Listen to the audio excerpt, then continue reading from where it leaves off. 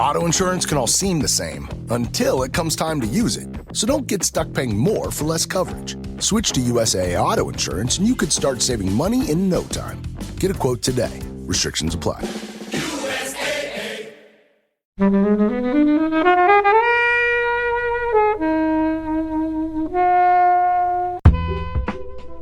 Lewis is such a great character. Rick Moranis is amazing. And I do just love the fact that he is the keymaster and he gets consistently locked out of his apartment.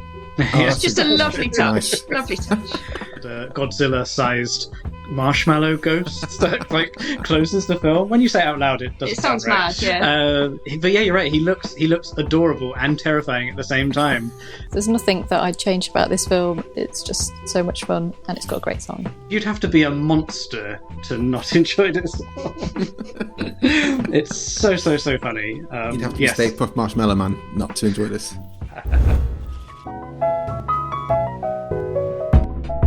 Hello, my name is Louise Owen. I'm here with my husband Sam Clements. Hello. And you are listening to Flixwatcher, the podcast where we review films on Netflix and score them with our unique scoring system. We are Sam and Louise from the 90 Minutes or Less Film Fest, and tonight we are giving Helen and Kobi the night off from hosting duties as we are celebrating the 200th episode of Flixwatcher! Woo! Helen and Kobi, how are you feeling about 200 episodes? It's a surprising amount. Yeah, I don't know how we got here. I was saying before, when we started this, if someone had said we got to 200 episodes, do you think we'll get to 200 episodes? I would have laughed, but also said, well, I don't know. You don't know. But 200 is a big number, so it's great to be here, genuinely.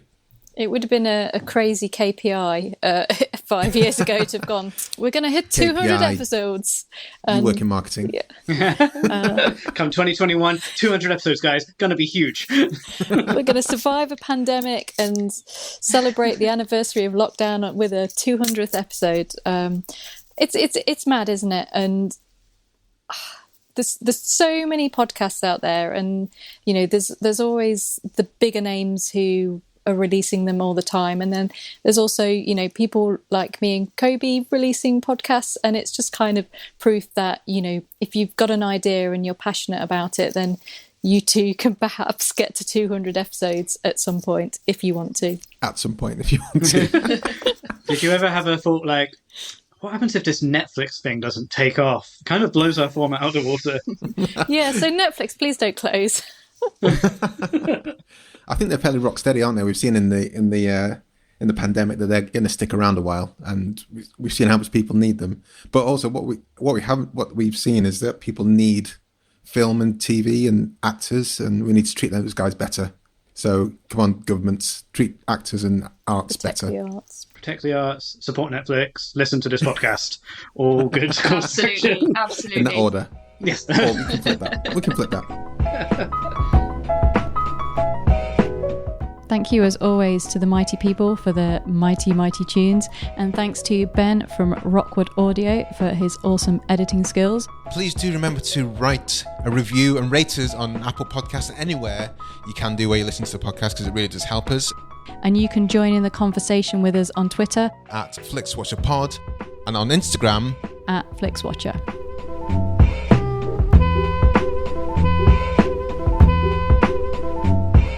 I guess just before we get into to tonight's film, are there any particular highlights over these 200 episodes? Should we do some 200 Flixwatchers admin?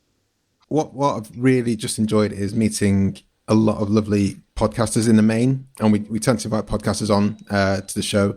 And I mean, case in point has been you two guys, because Sam first came on for the Picture House podcast with Simon, and it must have been like episode 40. Wow.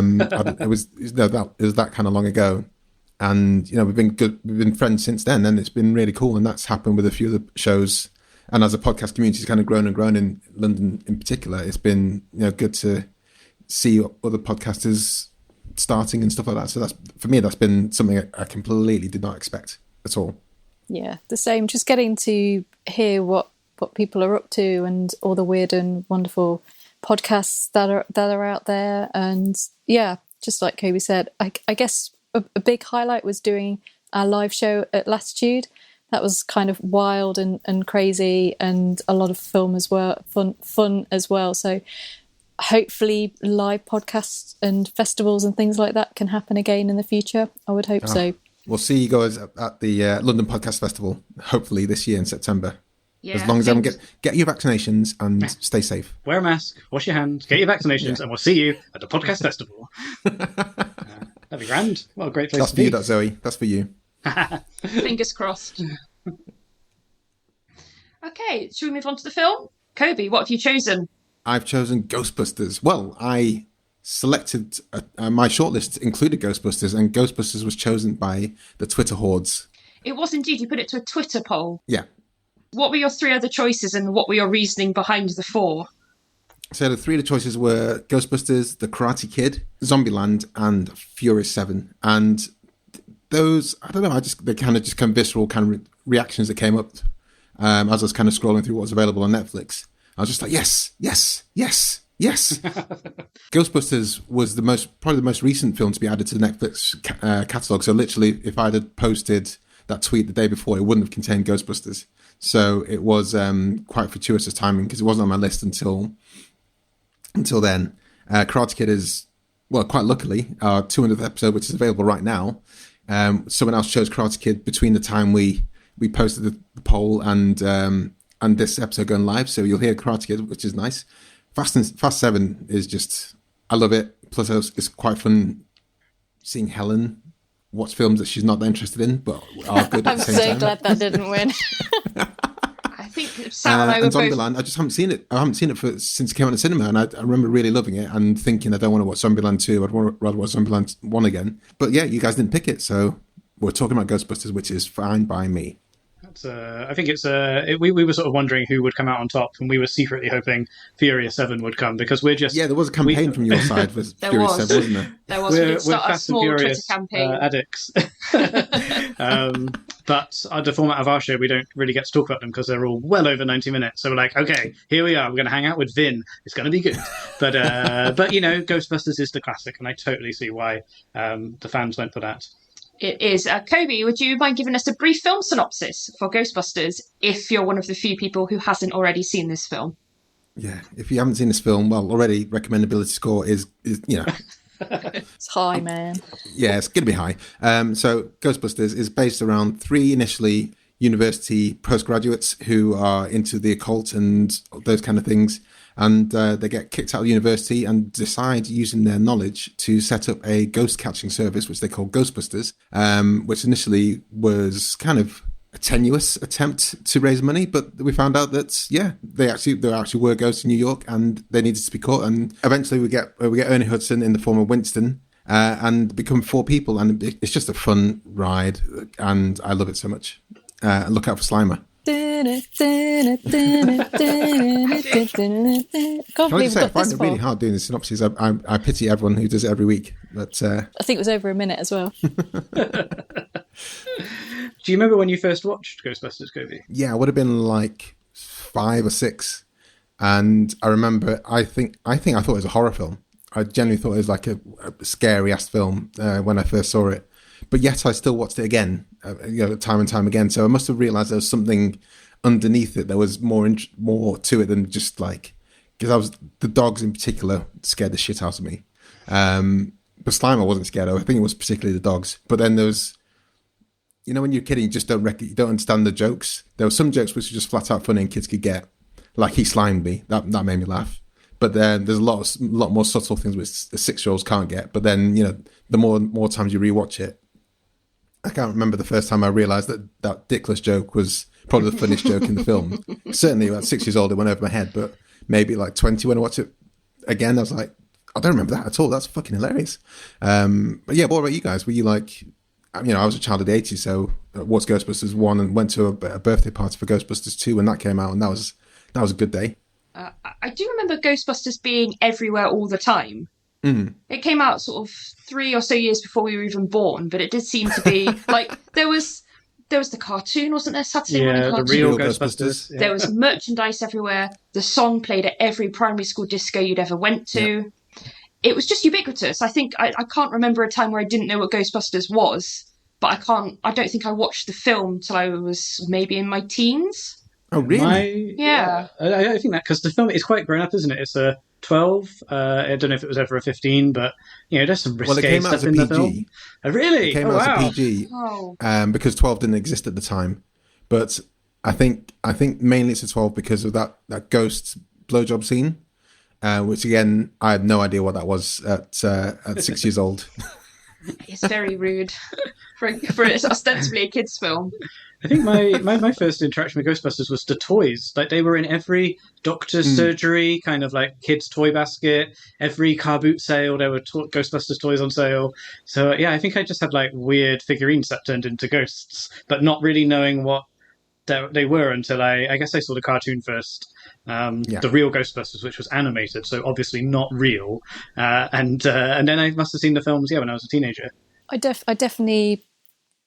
I'm pretty sure that I saw Ghostbusters 2 at the cinema, and Ghostbusters had seen it before then, so that would have been around 88, 89. I think Christmas 88, possibly, me and my brother got Ghostbusters jumpers. There's like photos of us, and we both got like Ghostbusters sweaters, and one of my friends had the backpack as well.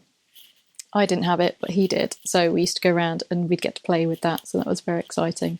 But Ghostbusters has been a firm feature of my childhood, and I think, like you say, Kobi, about it being pretty scary, I tended to lean towards those films that were probably not quite suitable for very small children, but enjoyed them even then, which is probably why maybe I like horror so much. I'm not really sure, but yeah, sort of I think of it almost as a member of my family. Yeah, like it's just very comforting, and like it's always there, and you can go for it for like advice on ghosts and things like that, and it's great. Advice on ghosts? Yeah. Should I bust? To bust or not to bust? So how old were you, Sam, when you first saw it? Then you I must have been at like early teens. I don't know if we rented it from video shops. Remember those? Okay. Or if it was on telly. But I sort of feel like we had a VHS copy of it. My dad used to tape everything actually and put them on VHSs. We probably had like a version from ITV in like the early 90s, which had all of the original 90s ITV adverts on, Nintendo Scope and the Cadbury's Bunny, that sort of stuff. I'm amazed that your 90s reference goes straight to Cadbury Bunny. Because my dad used to take every film we had off of the TV rather than like buying videos. So he just set it to record unless it was like a film he was feeling particularly fancy for, and would like stop the recording and then would come back in after the ads. Like, it was a work of art for him. But all of our films were like taped off the telly, usually with the original ads. I wish I still had them, actually. That would be quite a fun nostalgia trip. Yeah. No, because we did the exact same thing, especially when it came around Christmas time. We would get like a box of like 10 VHS, and the radio times would be highlighted and post-it noted. And it was those kind of films where you weren't so fussed. You just let them record. But they were the films that you knew you'd watch again, and there would be the kind of waiting for the pause. You wouldn't be watching the film properly, just waiting for the pause, waiting for the break, and pause, and then unpause. And there was a bit of a skill, like you said. My favourite sort of indulgent thing my dad would do is buy really cheap, like ex-rental VHSs and tape over the little bit of plastic that would stop you recording on them. And then he would record his own film over the old copy of Die Hard or whatever. Because ex-rental VHSs would be cheaper than buying brand new VHSs. Why didn't you just buy the ex-rental VHS tapes that you wanted to watch? But they didn't have the Cadbury's Bunny adverts on and Nintendo Scope adverts. Wow, I feel like I'm learning more about you every day. True. I've been married for so many years now, but the VHS history has never come up. No, it hasn't. Wow. This is all very pre-Netflix, though. It feels like inappropriate talk. Well, you say that though, but we've talked about how we all sort of have known Ghostbusters for like forever. This was the biggest film in the year it came out. This was a genuine phenomenon. Do you know about the kind of the inception of it at all? Yes, I do know Dan Ackroyd was quite into the occult and psychic stuff, and he sort of had this idea for this ghost team, and it was written originally as a vehicle for him and John Belushi. Who sort of is immortalised in Slimer. They kind of said that he looked a little bit like him, and they called him that on set. So he didn't obviously live to make it into the film as originally intended, but he lives on as Slimer, I guess. The most iconic character, you could say. The most merchandisable character. I think it's one of those things as a kid that I realised it was being sold as a toy, but I kept on thinking, he's not in it for that long. He's in it for like 2 minutes. Why is he like such a big boy? You know, that's how merchandising works, isn't it? Yeah, the original scripts that Dan Ackroyd was doing, and by all accounts, he can't write a script to save his life. And everyone's like, it was like 300 pages long, and everyone's like, this is nonsense, mate. This is absolute nonsense. And for the first time I watched it with subtitles, this time on Netflix. And some of the dialogue is ridiculous. I've not taken the notes of it, but it does lean back into that original subtext. And we remember things like Zool and Gozar and stuff like that. But some of the lines that people have to deliver is absolute nonsense. So it's kind of amazing that Ivor actually made it out as a film and did so well, because I think there's a lot of script doctrine done to it to like shred out everything. Sort of imagine with those actors as well. Like the cast is incredible. Like there must have been a lot of improvising on set. I think there was. I think one of the IMDb trivia points is that a lot of the dialogue was improvised because they are all like SNL cast, so that sort of is in their wheelhouse. So they just made up a lot of the dialogue as they went along, which I think lends itself to some really great comedy moments. Yeah, absolutely. I mean, that's the thing. This film is scary. It's like legitimately a great horror film. The special effects are so good, but it's so funny. Like, even though it was probably like the 100th time we watched it for this, we were still laughing away. Should we talk a bit more about the special effects? Do you think they hold up, considering it's a 30-plus-year-old film? Hello. Yeah, I was watching it. I was going, yeah, they're all right.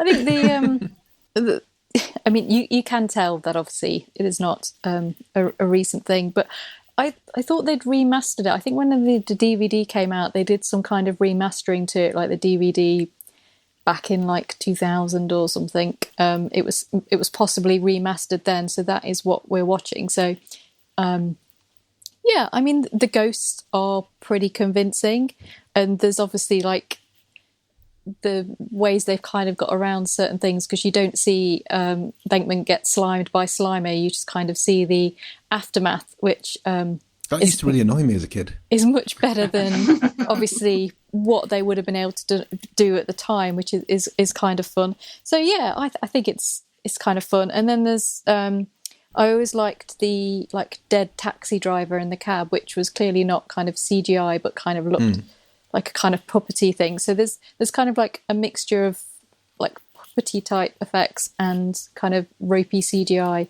which I think kind of adds to its charm a little bit. I kind of like it. I think the dogs don't work out that well when you see them moving. But everything else I think is really good. Like Stay Puft Marshmallow Man's awesome. Slimer looks great. The library ghost at the start is still looks really cool. So I think for the most part it does work out. I don't know what you guys reckon. I feel like I think the joy of it is in the simplicity. So like they're using really old school cinema techniques here, like stuff that you would have seen in like the classic Universal horror films of like the 1930s and 40s with Dracula and the Mummy. So I love that they're going back to kind of classic old school in camera. It's often called like in camera techniques, you know. So they'll actually capture it on the day, and they don't need to rely on the 80s equivalent of a computer to do. And I think that's smart because you know that technology ages, but this like in camera stuff doesn't as much. I'm just always amazed at how good they look and how well designed they are. Like they took the ghost side of this, you know, what is a silly comedy, so seriously. Yeah, absolutely love it. Do you guys have a favourite ghost in the film? Question. A favourite ghost? I mean, we sort of talked about Slimer already. Yeah. I feel like he's off limits because he's the one who got the merchandise. He got action figures and stuff. There. I think maybe the first lady in the library is maybe my favourite, just because it sort of sets up that whole scene really sets up completely what this film is about. You sort of see this very traditional, serious-looking woman, and they're all sort of dancing around. They don't quite know what to do. And then when she turns, and the sort of like the quality of that sort of CG special effect is so good. You're like, oh, we're taking this really seriously. Does she shush them? She does, yeah. She's a good technique. It's before, there's no real jokes before then, is it? So like that, if you walked into that not knowing what you're about to watch, So I've just walked into a proper ghost film. No, because they do the whole Bill Murray does the whole card thing. They have to guess what the cards are, so you can sort of tell it's a bit funny, but you don't know how they're going to play the ghost side of it. Like, is this actually going to be a real ghost, or is this just going to be like a no, of course they're not real sort of film? Oh no, they are very real and they're very scary. It's the classic laugh before the moment of horror, like a really good horror movie beat there. I mean, I just loved how sort of broad, like, there's not just like one type of ghost. We're not talking about people with like a white sheet over their head in here. Like, these are properly like made up actors with like horrible, gruesome bits on their face, all from like their costumes for all different periods. Like, it must have been so much fun planning all of this sort of stuff. Actually, on some of the sort of, interviews and special features at the time were with the VFX team, and they're all people who came on like Star Wars, Indiana Jones. Like, these were the best people in the business. Now doing a comedy with SNL guys, like it's such a weird like worlds colliding moment. It's interesting no one's picked sexy / blowjob ghost out as their favourite. Which we were saving her for you. Such a weird scene, and every time it comes to the moment before then, I'm like, I still think, I wonder if they're ever going to just like trim this scene out and just go, you know what, it's kind of weird, we're not going to keep it. But it is such a bizarre scene. She's quite a young ghost, isn't she? She is a sexy ghost. It's not like an old ghost. Stay Puffed, I'm a big fan. And how old were you when you realised that Stay Puffed is not a real thing and that there is no real Stay Puffed? It was just created for the film. Because that was me only a couple of months ago. I was like, oh no! I was like, what? Stay Puffed isn't real? You mean there isn't really a little puffy kind of guy? There is Stay Puffed now, but it wasn't at the time. I think they made him that's up. part of the merchandising. Yeah. I like Stay Puffed because he's so kind of like, hello, here I am. But massive and a destroyer. That's amazing special effects, isn't it, as well? Like that scene, the Godzilla-sized marshmallow ghost that like closes the film. When you say it out loud, it doesn't sounds right. mad, yeah. But yeah, you're right. He looks adorable and terrifying at the same time. I think it's his eyebrows. It's like with the shape of his eyes. Like when they change and he looks angry, I was actually scared. I just love Venkman's explanation. I just thought about this when I was a kid and used to roast marshmallows on the fire. And I thought about the kind of sweetest thing I could ever think of. And you hear these footsteps like Jurassic Park. And it just gets me every single time. It's just absolutely brilliant. What about Zool? Zool was quite an interesting ghost, I thought. We have overlooked Zool, the main man. Does Zool count as an actual ghost, since they are an ancient Sumerian god? Oh, is it a ghost? Are we going to get existential? Pretty spooky, though. Pretty spooky. Pretty spooky, sexy lady. Zool's good at boiling those eggs in Sigourney Weaver's apartment, which is one of the best visual effects in the film. Like, just on the counter, those eggs actually boiling. It's so clever. Did the featurettes tell you how that works? Because it's not just the boiling; it's how they kind of popped out that kind of freaks me out. Not freaks me out, intrigues me. They didn't go into. I would have loved it if they did, but they did talk about wanting to give the actors stuff to react to. So like that's just Sigourney Weaver's real reacting to eggs like magically frying on the sets. We'd be remiss to not talk about Rick Moranis in this. I think him and Bill Murray are the out and out funniest kind of characters specifically in this. And when I see films with Rick Moranis, I always miss him because he's just doesn't do stuff that much anymore. I know he's made a comeback a bit, but he's such a great character in this. Lewis is such a great character. Rick Moranis is amazing. And we talked about him a bit in an episode we did with Parenthood, called Parenthood, but in this he's just absolutely top drawer.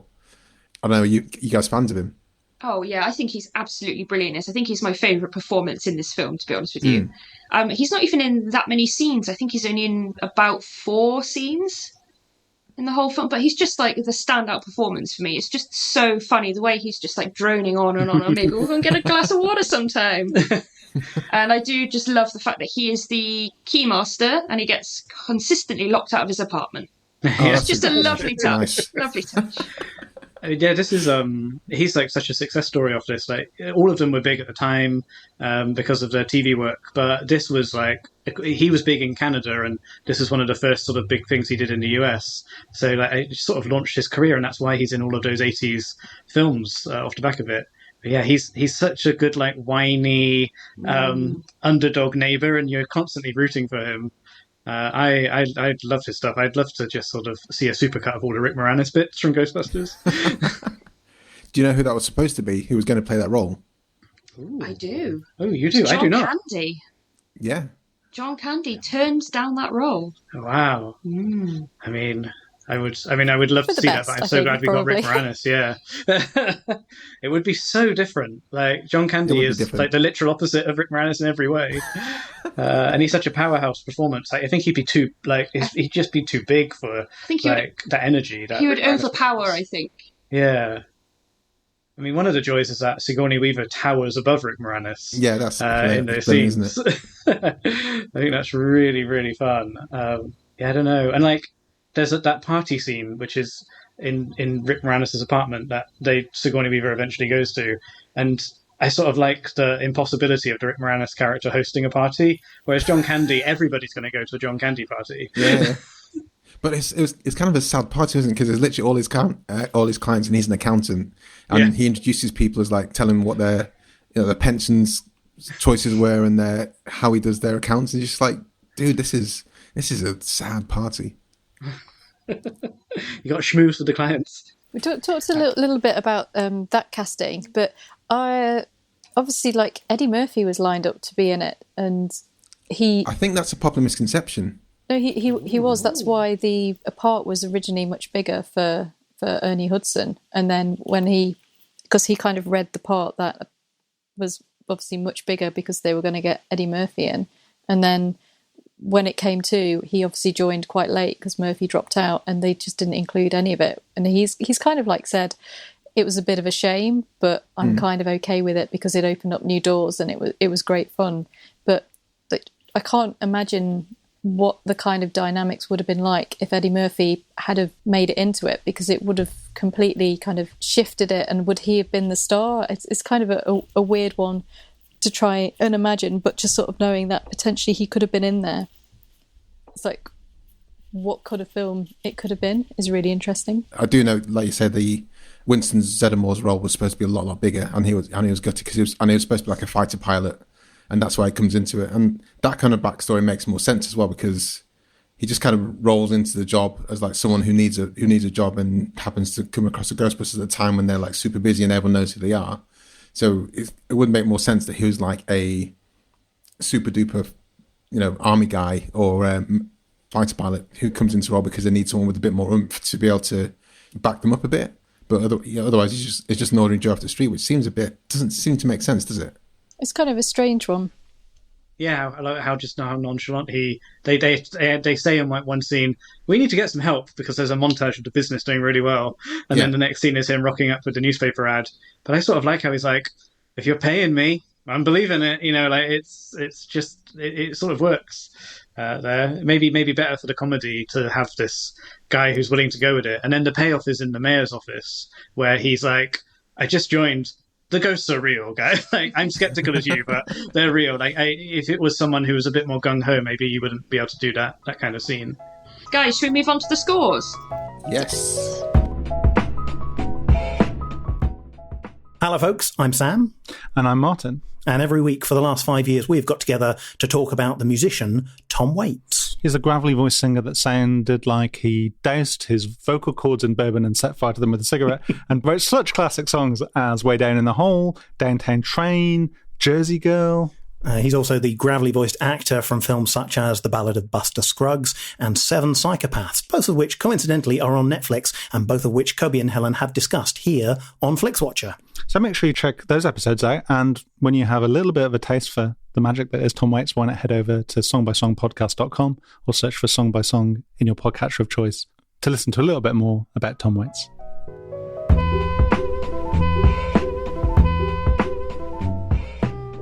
Okay, so first off is recommendability. We should mention that this is a unique scoring system. It is a unique scoring system. I did mention it at the top of the show. But just to remind the listeners, if they haven't got it now after 200 episodes, this is the Flixwatcher unique scoring system. What I actually love most about this is the spreadsheet. Yeah, I mean, God. Anything involving a spreadsheet, I'm here for. I'm wholeheartedly pro spreadsheet. So the fact that you've got 200 films ready to go, I assume there's formulas in the cells as well. Fascinating bedtime reading, this, I have to say. It's a real honour to be invited to the spreadsheet to sort of see it in raw form. Spreadsheet of dreams. There were, when we did the live show at Latitude Festival, we had Aisling B.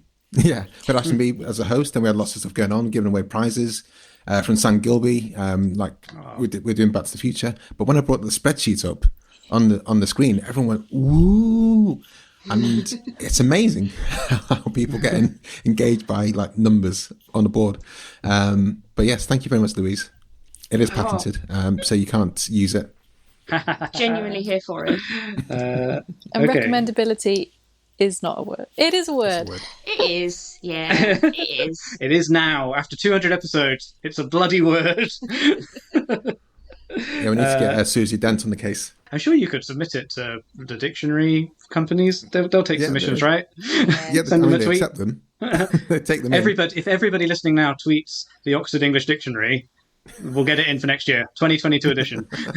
So let's move on to recommendability. Kobi, what's your score first? It's 5. It's got to be 5. Absolutely. If you haven't seen it, then you're insane, and you have to go and see it right now. And Brilliant. Helen? 100% a 5. There's nothing that I'd change about this film. It's funny, it's silly, it's a little bit weird. Some of the bits are like really bizarre, but you kind of go with it. And if you're a kid now, you're probably going to love it. And it's a great one to revisit, and it's just so much fun, and it's got a great song. Sam? I can't argue with any of those things, really. I'm a little bit suspicious about the owners of the Flixwatcher podcast giving their choices 5s, but we'll just see how the rest of this goes. And having said that, I also have to give this one a 5 recommendability. It's such a solid recommendation. Like, if you don't know very much about a person, but they ask you what film to choose, I would feel pretty confident about saying, give Ghostbusters a try. Yeah. Because you'd have to be a monster to not enjoy this. It's so funny. You'd have to be Stay Puft Marshmallow Man not to enjoy this. And Louise? I mean, it's a 5 for me as well. Oh. I think you could recommend this film to absolutely anybody, and someone would get something out of it.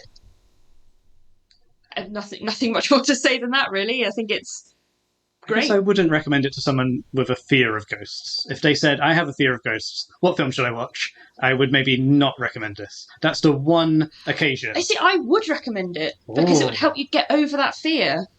Confront your fear head on. In Harry Potter, the ghost that John Cleese plays, that's quite a scary one, where his head falls off. I think if you can deal with that, then you can deal with any of the ghosts here. That's maybe the bar. Maybe that's the thing to ask them. Have you seen Harry Potter? Are you scared of Nearly Headless Nick? Is that what the ghost is called? Yes. If you're not, then watch Ghostbusters. Go for it. Okay, that's good. Okay, so Ghostbusters is doing pretty well so far. What's the score we've got to beat? Oh, I don't know. To come the first. highest score so far is a joint one with When Harry Met Sally and To All the Boys I Loved Before. Oh, wow. That score is 4.718, I think it is, at the top. I mean, I understand To All the Boys I Loved Before being so high, but why is Harry Met Sally in there? Sam. Sorry. Both excellent films.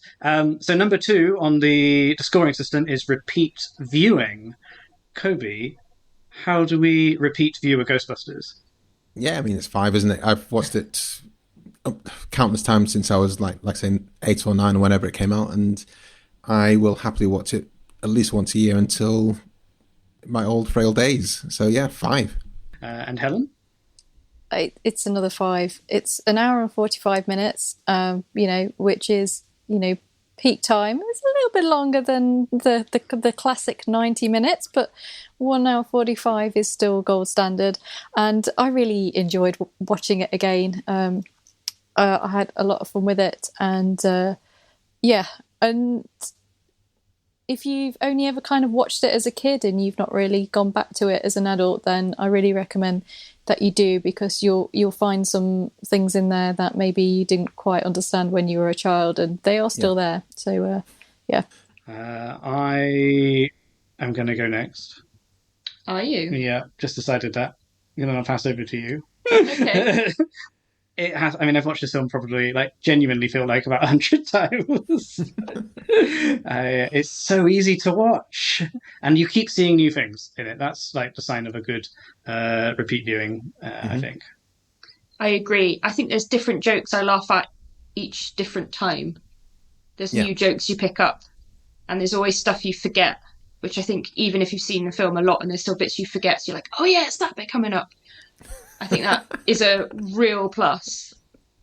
I think there's no cringy catchphrases in this you might get in some comedies, where they get just taken out of context and are a bit silly. Even the really popular lines still slay me. Bill Murray saying "dogs and cats living together." I love that so much. And when we were watching some of the making of stuff, they play that clip in every single featurette. Still funny though. Still funny. I think my favourite line is, "We came, we saw, we kicked its ass." As a kid, I think that's the thing I used to say quite a lot. So yeah, I got to go until I understand what dickless was. Although possibly, I think that line might have been excised in the ITV cut. I think they might have changed that line. So maybe part of the reason that I'd never heard that until I was older. They did actually do there's lots of this on YouTube of alternate takes for TV. Where they've ADR'd different lines over. So that's just some fun further viewing for the listeners. So yeah, I guess if they were going to show it before the Watershed or whatever, they could, put it on. Cut out the rude bits. Probably said something. I don't really know what you would say instead of dickless. You silly man. So I'm going to go 5 on repeat viewing. And Louise? It's a 5 for me as well. Oh, I can't mark it down. No, I can't think what I would go lower than. I can't, because 4 isn't. It's not good enough. It's not good enough. And I think it's better than a 4 point something. So it's got to be a 5. I mean, you got to be true to your heart. Yeah. I'm very skeptical of all of these 5s showing up on Kobi's Choice, though. Okay, maybe that will change with our next category, small screen score. How well does it work? I'm going to take it down just a little notch here, because I think I really would love to see it with an audience, something like the Prince Charles or Secret Cinema, or if there was a Bill Murray season kind of thing. I'd absolutely love to see this with an audience on the big screen, and I never have done. Every time it has been, and I've watched it on iterations on TV, VHS, DVD, through to now Netflix, and it's been great each time. But I think seeing this with an audience would be immense. So I'm going to go for 4.8. That's a very specific score. I love it. I was interested to see where your score was leaning on that as I was formulating my score in my brain, because I have seen it. I saw it at Secret Cinema when they did it at the Troxy, which was quite a few years ago now. It's probably 8 years ago maybe, or something, or maybe a bit less. I can't remember. But it was great, and they had Dana kind of wandering around in a red dress and an inflatable Stay Puft, and it was a lot of fun. It was really good fun, and I don't know if they're going to do it again. Maybe they will, but yeah, it was really enjoyable to see it on the big screen. But then, I have seen it on the small screen, and it is equally as enjoyable. So I'm going to give it a 4.5.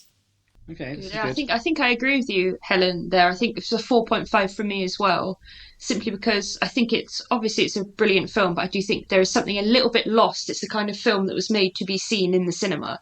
I think something is lost, especially if you were to watch it on a smartphone. It's true. I think that would be a suboptimal viewing experience. So for me, it's down to 4.5. If you see someone watching Ghostbusters on the tube, on the smartphone, slap out the hands, just rolled up newspaper on the end of the nose. Stop it! No. Kobi says no.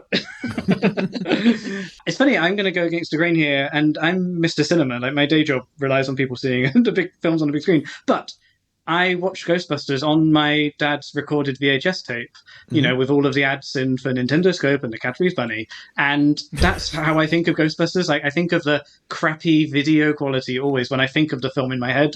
I'm glad HD streaming exists now and Blu-rays and things, but I still think of that VHS copy. So, like, I fell in love with this film on the small screen. I think it would obviously be better on the big screen, but I've never actually done that. So I can't test it. Like, it's a 5 from me for the small screen. When I eventually see it on the cinema, I may insist on re-editing the show to give a new score. But for now, it's a 5. For now, I'm afraid you're not allowed to re-edit scores. What? Well, I'm going to stick with 5. I'll go Thank down you. in history as a 5 on Ghostbusters, just because it works so well on the small screen. I'm so jealous of Helen for seeing it with an audience, because I think that would be immense. Okay, and our final score is engagement, which is, you know, how difficult would it be for you to turn the film off once you've started watching it? Let's go, Kobi. Yeah, I wouldn't turn it off. If I came halfway, I'd sit down and watch the rest of it. But I think I'm now at the stage where I know it's back and forth. I probably would be happy playing around with my phone for a bit in places. So I'm going to go for 4.5 here. Okay, that's good. Helen? Yeah, I mean, if you've seen it this many times in your entire life, it's hard to give it 100% engagement. But that said, it is really entertaining and it isn't very long. But this time round, I did do a little trekking up on the trivia, so I can't give it a full 5. So I'm going to go 4.5 as a lifetime score. It's very honest there to reveal the secrets of how you watched the film with the trivia track in hand. Louise? I'm going to go 4. 4! I'm going to take it down. I'm sorry. Just because I think it is that thing of if you're so familiar with a film, you're like, oh, I can just wander off at this point. I can just go to the loo quickly while it's on. I don't have to pause You know which points you can wander and come back. Yeah. I think for me that just comes with familiarity. But I think it's a 4 from me. And Sam? I agree with everybody. I think when you've watched a film so much, it's sort of the downfall of a really great film, isn't it? Like, I love this film so much, I'm going to watch it again and again and again. But now I feel so comfortable with it. I can go and make a cup of tea after Act 1. They're just doing some dialogue now. They're setting up some story. There's no jokes for a minute. Just boiled a kettle. I'll come back. So it's sort of like I'd give it a loving 4. Just because we're good pals, me and Ghostbusters. We go way back. I'm not going to pause you. I'm just going to make a cup of tea. I know there's nothing good here for like the next 30 seconds. That's fine. You know when all the ad breaks are. I know when all the ad breaks are. Yeah, that's true. I mean, that is a joy. Maybe they should start doing that on Netflix. Like, no, they don't advertise. Don't do it. No, but Sam, it would be a natural tea break, right? Let's not go down that route, please. Hey, it worked for the VHS era. That's what the pause button's for. That's true. We have pauses now. Yeah. So do you want the overall score, guys? Yes, this is please. very exciting. Do we need to do a drum roll? Oh, you need to do a drum roll. Excellent drums. Probably won't come through. Okay, so the top score at the moment, like I said, is a joint. I gave the incorrect top score. Joint top scores for When Harry Met Sally and The Fugitive, which both have 4.78125. Number 3 is To All the Boys I Loved Before, 4.74375. Number 4 currently is Groundhog Day, and followed just behind that with What We Do in the Shadows with 4.7. Where do you think Ghostbusters ranks out of those guys? I think we're in the top 10. I feel like we had quite a few 5s at the beginning, which will push it up, and there was nothing lower than a 4, a gentleman's 4. So it must be, I'm going to go like 4.6. It is 4.73750, which puts it at number 3 behind Fugitive. Well done, Ghostbusters, and well done, Bill Murray. 2 films in the top 10. Number 4 behind To All the Boys I Loved Before. I can't count. I can't do numbers. That's why we have a spreadsheet. I mean, it's nice to see it up there, and yeah, like what a great Bill Murray double bill in your top 4 movies. Yeah, love it. And yeah, so Bill Murray is pound for pound, because Groundhog Day is now number 5, is pound for pound the most highly rated Flixwatcher scoring actor. I think that's worth celebrating. That's an achievement worth celebrating there. Okay, great. We've done the scores. Should we move to see what Twitter has to say about Ghostbusters? Yeah, Absolutely. earlier in the week, the Flixwatcher pod Twitter account asked for your opinions on the film. Kobi, as you selected the film, do you want to read out the first tweet? I'm going to pick a tweet from Liam H. Dempsey, at Liam H. Dempsey. The film that I can watch more than any other, a very unique genre blend that has never quite been successfully replicated. Murray gives a perfect performance and the practical effects are sublime. This film is my religion. 5 stars. Oof. Wow. Thank you, Liam. And over to Helen. I read that when it came in, and this film is my religion really touched me. It was really lovely. I'll take this one from Rhys Hayward because it's come in 2 slightly confusing tweets. Who's Rhys, sorry? So I will claim Rhys Hayward as my other half. And it's quite rare, actually, that he'll sit through and watch a film with me that has been picked for the podcast, because normally I'll kind of gauge whether he'll be interested in them, and sometimes I'll put them on and within a few minutes he's disappeared. And this was one he watched from the start to the finish, so he obviously enjoyed it, his review. So the song from my primary school discos was related to a film. Gives it 4 stars. I really enjoyed watching this for the first time, aged 33 and a third. Perhaps needs the memory of it as a kid to get that 5th star, but still So was thoroughly this his enjoyable. first time watching it? As an adult. So I think he maybe watched it when he was very, very, very, very young and hadn't revisited it since. Oh, wow. That's insane. So maybe he's watched it twice, is what you're saying. Maybe he's watched it twice. Possibly, yeah. A low rewatchability from Rhys. Which is...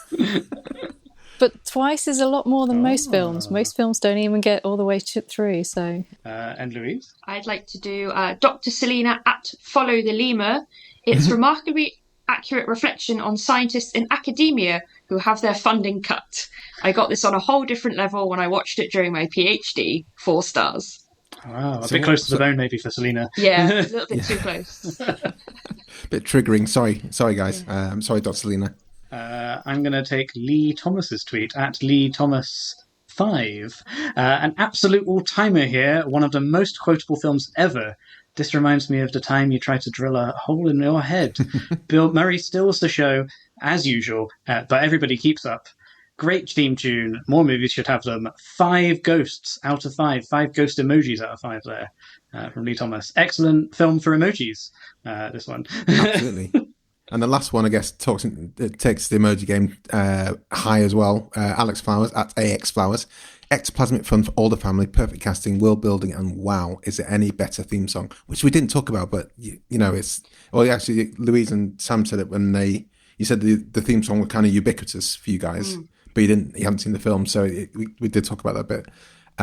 So 5 stop signs out of 5 stop signs. P.S. Congratulations to H&K on the double century. I mean, that's us, isn't it? Thanks, Alex.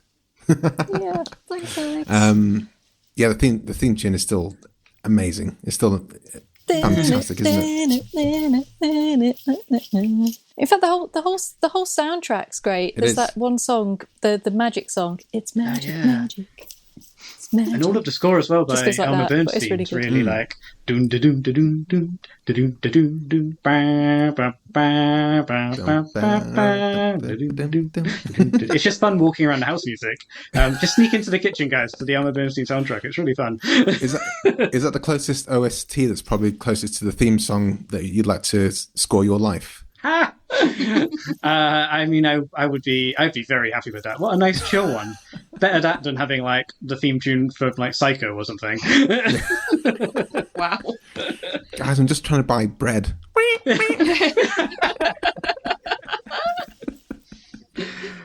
It's very chill. I mean, that's one of the joy. That's yet another thing to love about the film. You know, it's funny, great soundtrack, good VFX, amazing cast. Good choice. Before we go, I just want to say thank you very much to you, Sam and Louise, for co-hosting this bonus episode. If you haven't heard Sam and Louise before, they have a podcast called 90 Minutes or Less Film Festival, which if you don't know it, you should do, because you kind of hear the adverts in between a lot of the podcasts, and they're part of the Strip Media family, and we love them to bits. And tell them briefly about the show, if no one, in case they haven't heard about it. I think the joy of doing our show and the joy of doing your show is, you know, guests tell us what to watch. And the caveat on Flixwatcher, the amazing caveat is that the film just has to be on Netflix. Our caveat is the film just has to be under 90 minutes long. We'll watch anything as long as it's under 90 minutes long. And we've been doing it for a couple of years now, but it's some lighthearted film chat with a special guest each time. And Louise is not on mic, which is a great shame, but she's very, very busy producing and editing the show.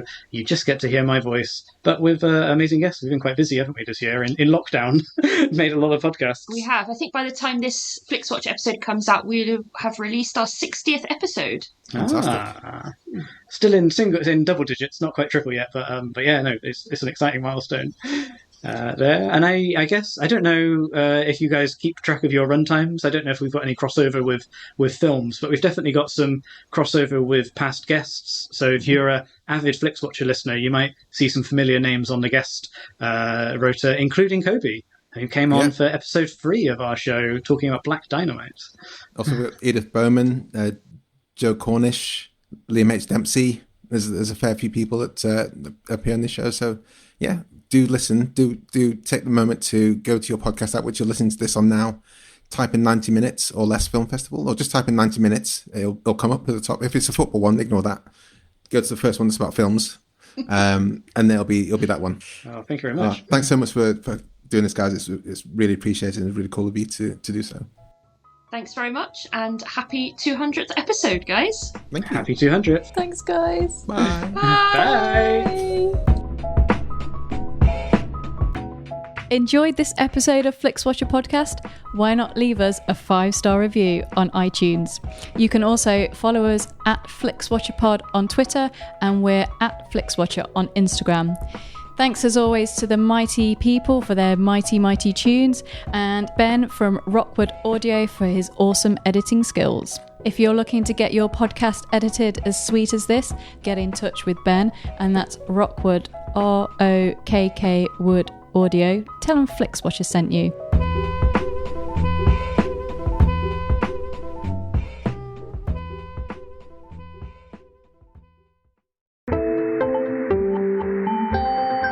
You just heard a Stripped Media production.